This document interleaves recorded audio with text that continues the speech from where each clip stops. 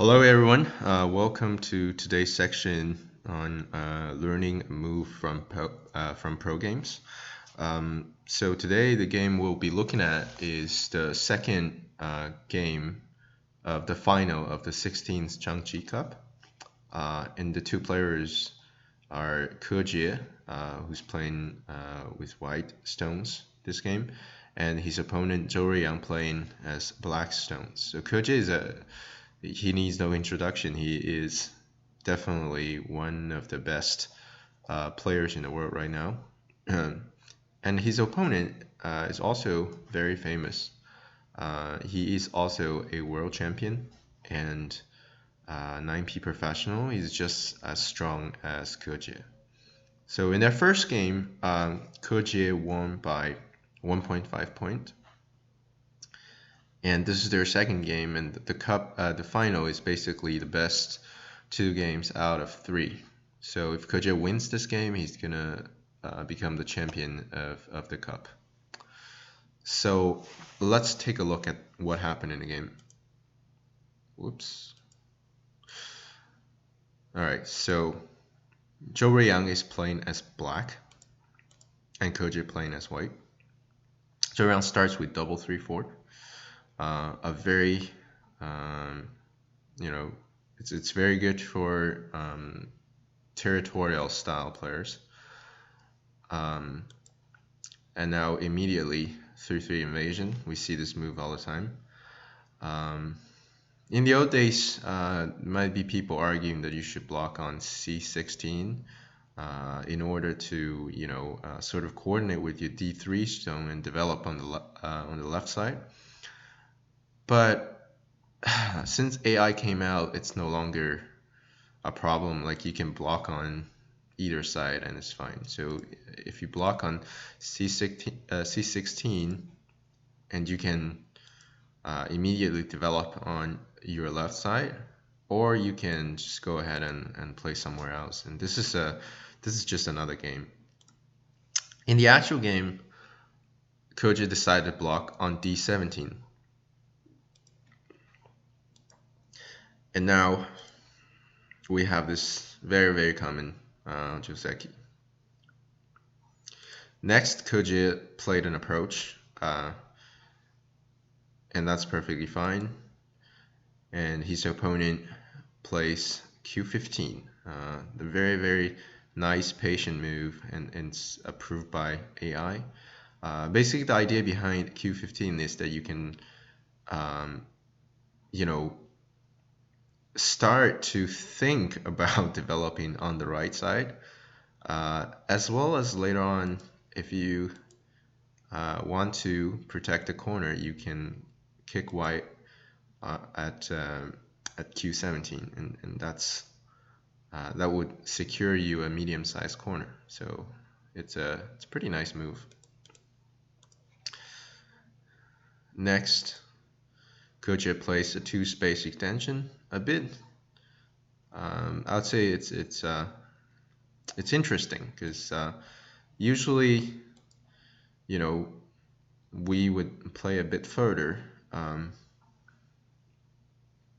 So yeah, this would be an okay move as well, L17, and I think I see this move more than the 2-space extension that is playing in the game. But KeJie definitely has some very deep idea behind this move that you can find out later on if you check the game.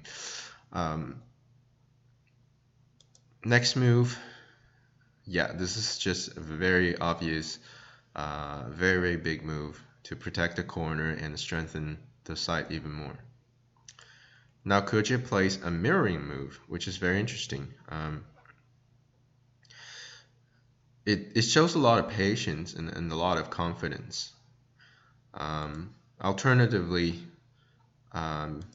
you can also play something like this, or you can maybe go to the side. But if you go to the side, I think black's gonna start pressuring your corner. I think all these moves are fine. It really depends on you. But what I really like is KeJie's confidence. That playing a very, basically making a solid base for himself and observe what black's going to do in this game, and act accordingly. So very, very nice, patient move here by KeJie. Next move, K3. Yes, that's definitely the biggest move on the board right now, because it's, especially when you have a mirroring shape like this, the middle of that mirror is it just seems especially big. Not only this move expands black's moyo, but also destroys any potential for white to develop on the side. So that is a very, very important, definitely the biggest move right now. Alternatively, I think you can also play K4, and it looks just very pleasing, especially with the fourth line and third line combination. It looks very good, but there's nothing wrong with K3 either. And right now it's really white's turn to make a decision. Again, there's many moves that you can play as white. You can still consider this shoulder hit. It's gonna be it's gonna be fine. Like, black responds and you just make a jump, and you sort of reduce black's moyo here, and then many ways to continue. And that's just another game. But in a game, KeJie definitely taught me a move, which is the move that we will be focusing on today. That is the C13 move. It's a very nice move that pressures the corner and expands white on both sides. And it's urging black to act. So let's first talk a little bit about what usually can happen in this corner. One variation is white plays the C18 Hane. Black has no choice but to respond. He cannot allow white to extend into his corner. And next, white attaches. And here, black has two choices. One is to just take the stone on C18. It sounds it looks very counterintuitive, because how can you just let white split me in halves, right? This must be horrible for black, right? But as it turns out, the black can just extend onto the side, and he will just be fine. It's true that his corner is reduced and he's split into halves, but with E18 stone, now white's side is also destroyed, and black was successfully transferring his corner, into the side, and he's still alive. This shape's still alive. Later on, if white does this, black can take, and white Ataris again, and black can Tanuki and just play somewhere else. So and you pretty much never respond to white's B16, right? I see a lot of players might be tempted to actually connect, but it's a very inefficient move. It's only a few points, so you can just come out and your group will be very safe with some points. So this is actually okay for black. So yeah, it might look very counterintuitive. Like, how can this be okay for black? It's actually pretty okay for black. Another option is for black to play a more normal looking move. White cuts, and now black's gonna take the C18 stone, and the variation that comes after this are pretty much forced.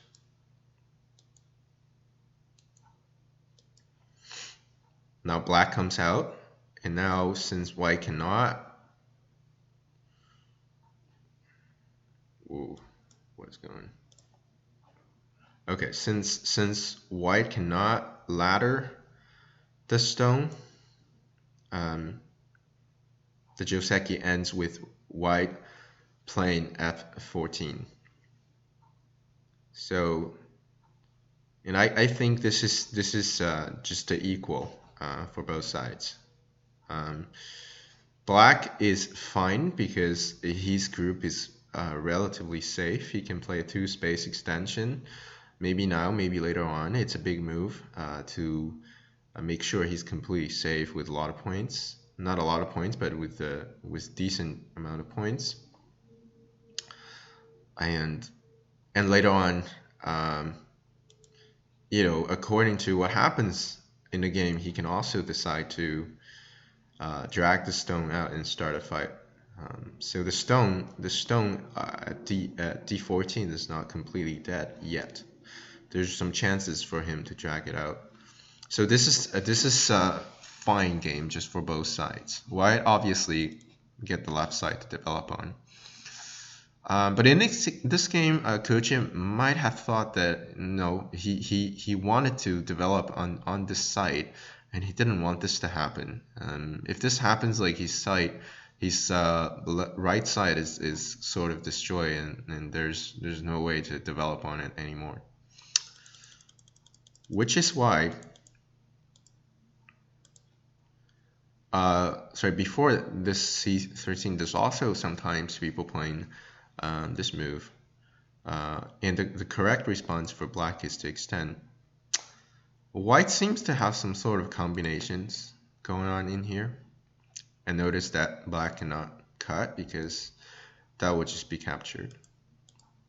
So black actually can use the same idea, just let himself get split in halves. White connects and black extends again. So again, because of exact same reasons, this is fine for black. He got split in half, but white does not have much either. Like it's just a bunch of connected stones that are not making any profits right now. So black would be perfectly fine with this outcome. And in your game, if this happens to you as black, you should not be worried at all. Like your position is just fine.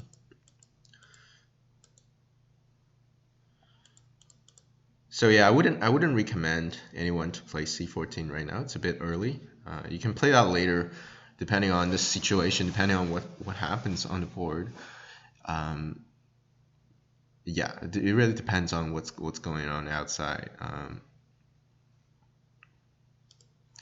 And some other time I see basically some players around 10Q level playing this move. Well, this is a bad exchange for white because the C15 stone is not doing anything for white. It doesn't even increase white's liberty. It's not doing anything. Well, black's B15 stone is doing a lot of stuff. Like it's preventing all the previous variation I talked about, and it's making the corner a lot more solid. So so this is just not an exchange that you should make. You should try to avoid this move. Yeah, I know. Sometimes you have temptation to play a sente move just for the sake of playing it, but if you wanna like improve, maybe you should start to avoid making these moves. So in the actual game, KeJie plays this one, which is really nice. I learned from this move, and well, let's take a look. The first thing that we might be looking at is what if black counterattacks? Well, it turns out that the white can just drag his stone out and fight. Um, and this is not a bad fight for white. Um, Black usually pulls it out, and then uh, it's very important for white to play the D11 stone. Let's say you play somewhere else. Um, Black can first sort of bully your stones if you don't play the D11. So you have to play a bunch of stones on the third line or even the second line, and then Black can come back and fix his weakness, and this will just give Black a very strong shape going on in here, and this is not ideal for white. So white should just come out, and this D11 is a very very important point for white to take. It's a good point. It's a critical point for fighting, and also after the fight, maybe you will get some territory over here. So now I'm not going to go into the great details, but basically the idea is that Black needs to spend moves to run, basically. This two stones, at E13 is looking very awkward because it doesn't have any base. It needs to run, and I'm not even sure how you run it, but the other problem Black has is, let's say he just runs like this. Well, White can get this in Sente, right? This is a Sente towards a corner, and this is very painful for Black. If you don't play, right, let's say you play somewhere else, I can just honey at B19, and this corner is pretty much dead. Let's say you try to make a life. Right, this is just dead for Black. And some other possibilities, maybe you play this one, and then White can push and then take the vital point. You have to block, and then I can just get rid of your ice space, and Black is dead. So Black needs to play another move here, and then White can just start attacking, right? So the exact moves, you can figure them out in the actual game, but this is basically, if you play somewhere in this direction, you will be attacking Black while making profits on the top area. So it's very White has a clear direction. White has a clear idea as to what he's doing. Well, Black, not really, right? It's not clear what Black is doing by dragging this group out. So I would not feel confident playing as Black in this situation. Another possibility for Black is to push and clamp. When White comes down, Black clamp again, and White connects. Black connects as well. Well, this is fine for White. Definitely, he got a stronger wall. Well, all the Black stones are, all they do is basically connecting it himself, and they're not making any points. And now it's White's turn, and White can just start playing somewhere else on the board. I think this is very good for White. It's playable for Black, but I think White is definitely very satisfied with this outcome. Notice that White cannot block this connection really, because he will just be captured. So you should not be too worried about the clamp either. The other thing is, if Black just plays the B13, it's a second line crawl. This is okay for black, but this definitely doesn't cause any worries for white. White can just extend, and he has a strong wall, and it's very nice. And you know, you should never be worried about an exchange between the second line to the third line. So if you're just playing on third line, that's very good for you. This is still a playable game. Black should Tanuki here and play somewhere else. And and uh, but white definitely gets what he want. So he basically gets to develop this moyo later on. So in the actual game, let's see how Zhou Ruiyang handles this situation. Uh, he just tanukis, and I think this is very inspiring.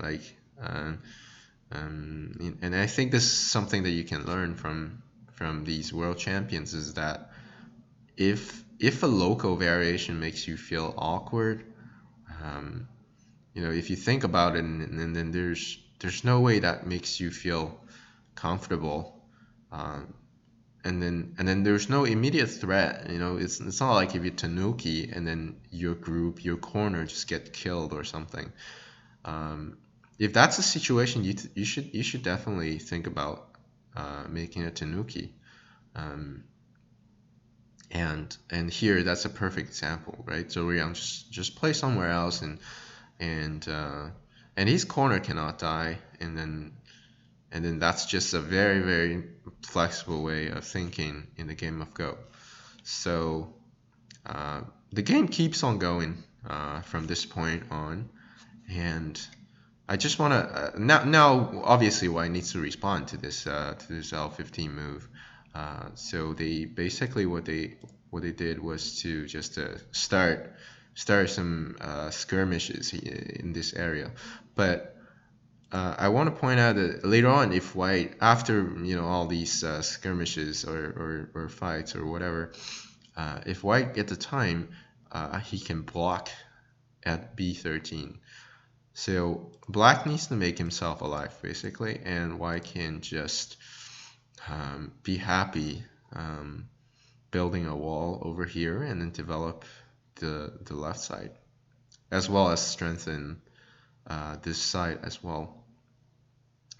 So this can be a continuation later on for White, and so this is basically today's move that I want to introduce to you, which is a C13. It's a especially great move if you have support from both sides. So in this case, we have the M17 stone and C6 stone supporting us, and this C13, its objective is really to expand its moyo on both sides. And I think in this scenario, C13 is an especially good move. KeJie definitely thinks it's a great move, and I've gone through some of the possible variations, and basically I came to the conclusion that this move will be fine regardless what Black plays, and definitely try it out if you have this kind of setup in your game to pressure this corner, and yeah, try it out in your games and see how it goes. So this is going to be today's basically this week's learning move from pro, and I will see you next time.